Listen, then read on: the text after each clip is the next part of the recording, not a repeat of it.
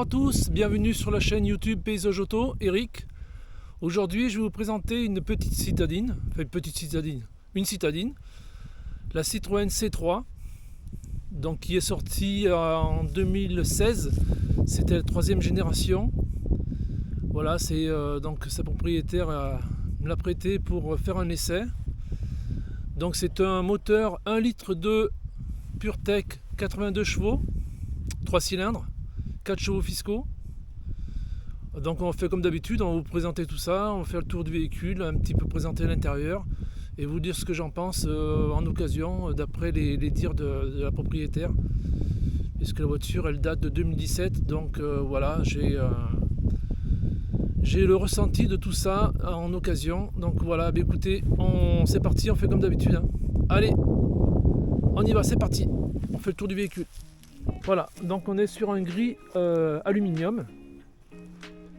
Donc c'est la version Shine avec quelques options, dont le toit rouge avec les rétros rouge aussi, les air bumps avec le petit liseré rouge aussi à l'intérieur des air bumps. Les jantes, on a des jantes en tôle de 16 pouces avec des enjoliveurs bitons aussi. Voilà, donc on a les anti-brouillards devant. Assez joli hein, avec les feux type Citroën. Donc en longueur on est à 4 mètres de long, 1m47 de haut et 1m75 de large. C'est fait une belle citadine bien proportionnée. À l'arrière aussi, bien joli avec ça rend c'est très joli avec le toit rouge. Et là on a une sorte de petite liseré qui rappelle encore la couleur du toit. Au niveau du coffre, donc au niveau du coffre on a un coffre de 300 litres. Donc là j'ai mis mon sac à l'intérieur. On a un petit coffre. Alors après on a une roue de secours aussi. C'est pas une fausse, c'est une vraie. Voilà, la roue de secours avec le cric, avec tout ce qu'il faut. C'est une roue de 15 pouces. Qui est en option aussi. Hein. Allez, on va aller voir l'intérieur. Alors l'intérieur, hop, avec les beaux sièges bien confortables en tissu, avec le rappel ici du rouge. Voilà, donc les sièges se règlent en hauteur, en profondeur, et le dossier aussi, on peut le régler. Voilà, hop. Alors, à l'intérieur on a quoi? On a un écran tactile de 7 pouces. On va allumer tout ça. Voilà. On va baisser le son. Voilà. Donc l'écran tactile de 7 pouces. Donc on a la musique ici. Là on a la navigation. Voilà, là c'est en train de charger. La navigation. Ici. Voilà, donc là le GPS. Ici on a tout ce qui est accès à la clim, qui est un gros défaut sur ce véhicule, parce que moi je trouve que des boutons physiques c'est beaucoup mieux, parce que là il faut à chaque fois aller sur l'écran tactile, toucher l'écran pour augmenter voilà, la ventilation, etc. Donc c'est pas le top quoi.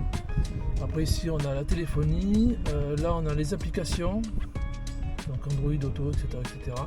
Et là on a la statue du véhicule, donc avec tous les réglages, aide au stationnement, surveillance d'angle mort, etc. Voilà pour l'écran tactile. Ici on a les boutons physiques, donc pour le volume de la radio, là dégivrage avant, dégivrage arrière, les feux de détresse, et là le verrouillage des portes. Donc on est sur une boîte 5 vitesses avec un vrai frein à main. Ici vous avez deux rangements, ici clé. Là aussi vous avez un petit compartiment, une boîte à gants qui est très profonde. Donc là j'ai mis mes affaires dedans, mais regardez si je les lève, c'est vrai qu'elle est assez profonde quand même. On a des bacs de porte aussi qui sont assez profonds. Vous pouvez mettre bien une bonne bouteille. Voilà, donc là encore c'est la représentation des airbums sur les portes.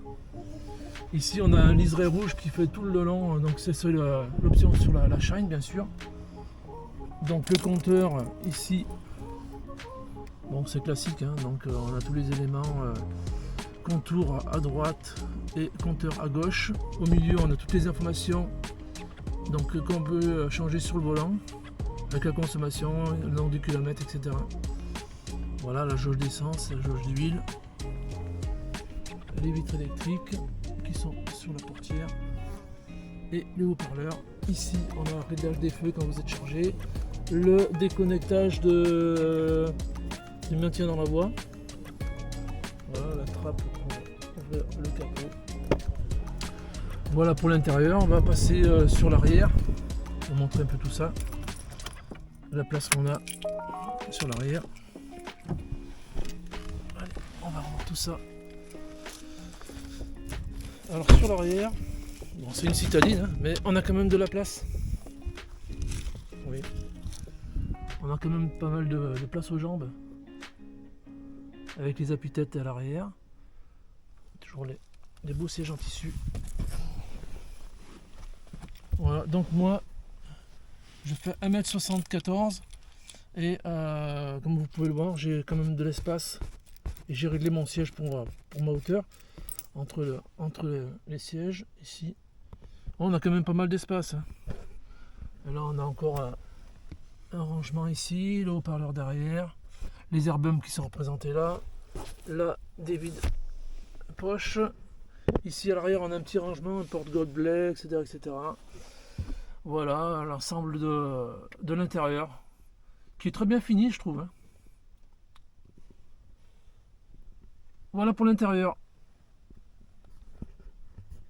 Maintenant on va passer à l'essai routier. Allez, on est parti pour un petit essai routier.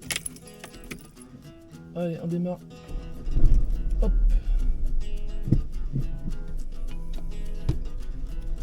Donc là j'ai bien trouvé ma position de conduite assez rapidement. Allez, on va faire les petites routes, faire un petit essai sur ce véhicule. Donc c'est un moteur essence de 82 chevaux, 3 cylindres, comme je vous l'avais dit au début. Avec une boîte 5, bon, c'est sûr que moi j'aurais préféré une boîte 6, parce que sur l'autoroute c'est vrai que... Mais bon, après voilà, 82 chevaux c'est suffisant. En plus ce moteur il fait un beau petit bruit.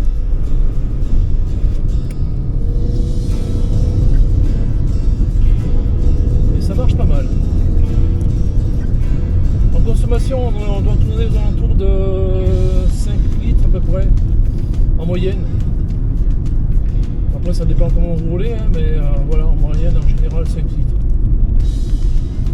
Donc le propriétaire du véhicule, ça fait 6 ans qu'il l'a, donc il l'a fait réviser tous les ans dans le réseau Citroën. Et aucun souci, à part, comme toutes les voitures quasiment, l'écran des fois qui bug, pardon. Et puis voilà, une fois que c'est bien entretenu, elle n'a pas eu de soucis au niveau moteur. Donc en occasion, je pense que c'est une bonne affaire. C'est un véhicule qui passe partout en ville, qui consomme pas énormément et en plus qui est très confortable. Ça c'est tout le monde le connaît, reconnaît Citroën ont des voitures très confortables. Après c'est vrai que ça tangue un petit peu et au niveau de la tenue de route, donc on est un peu mou, comme au niveau du moteur aussi c'est un peu juste. C'est suffisant pour débuter, mais c'est vrai que quand vous mettez la clim, vous avez la voiture qui est pleine. Si vous allez en montagne, c'est vrai que c'est un peu juste avec la clim. Alors ça c'est le défaut que je noterais sur ce véhicule là. Et puis après comme défaut, qu'est-ce qu'on peut avoir? Donc comme je vous avais dit sur l'écran tactile, il faut passer par l'écran pour régler le chauffage et la clim. Ça aussi c'est un défaut. Sinon toutes les qualités je viens de vous les dire, hein. C'est une voiture polyvalente, très confortable. idéal en ville et pour rouler tous les jours au quotidien. Alors sur les petites routes, même quand vous faites les longs trajets, c'est vrai que c'est très très confortable. On a un bon freinage. On a un véhicule qui est, je trouve qu'il a une bonne bouille aussi. Puis voilà, c'est vrai que c'est un beau véhicule. Alors n'hésitez pas, vous pouvez l'acheter si le véhicule est bien entretenu en occasion. Je pense que vous n'aurez pas de soucis. Enfin, au moins sur celui-là, sur celui que je connais, c'est le cas. Voilà. Après, c'est au niveau sonore, bon, c'est bien sonorisé. Bon, c'est pas non plus un véhicule premium, hein, mais voilà. C'est une bonne citadine. Voilà pour l'essai routier. Bah écoutez, on va terminer comme d'habitude avec le tour du véhicule, avec des petits paysages en musique. Et moi je vous dis à très très bientôt dans une prochaine vidéo sur Paysage Auto. Prenez soin de vous et à très bientôt. Ciao ciao.